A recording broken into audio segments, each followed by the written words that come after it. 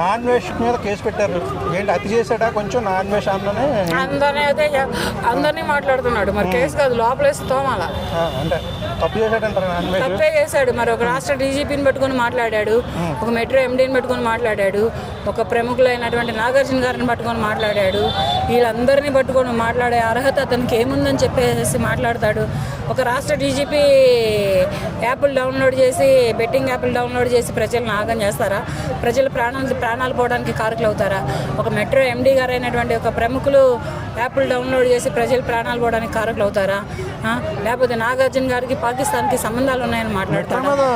App గురించి promote చేశారు కదా, మెట్రో మీద ట్రైన్స్ మీద ఉన్నాయి కదా అవి ఏవేవో ఉంటాయి, కానీ ఈ బెట్టింగ్ యాప్లు ఉండవు కదా. ఈ బెట్టింగ్ యాప్కి సంబంధం ఉండదు కదా. ఇటువంటి ప్రముఖుల మీద, ఇటువంటి విఐపీస్ మీద చేశాడు కనుక, మరి డీజీపీ గారి మీద కూడా చేశాడు కనుక లోపలేసి తోమితే సరిగ్గా వస్తాడు.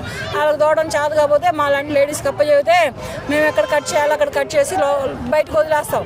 బ్రతుకుతాడు అంతే, ఏదో కాయ కష్టం చేసుకొని బ్రతుకుతాడు. ఇటువంటి పిచ్చి పిచ్చి మంచి పనే చేశాడని అందరూ అన్నారు కదా. అది బెట్టింగ్ యాప్లు చేసి ప్రజల ప్రాణాలు తీసేవాళ్ళని అనాలా, వీళ్ళని ఎందుకంటాడు?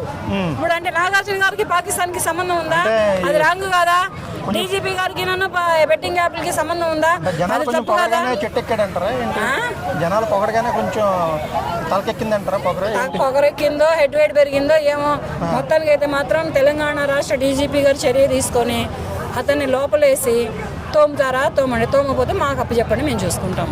ఓకే.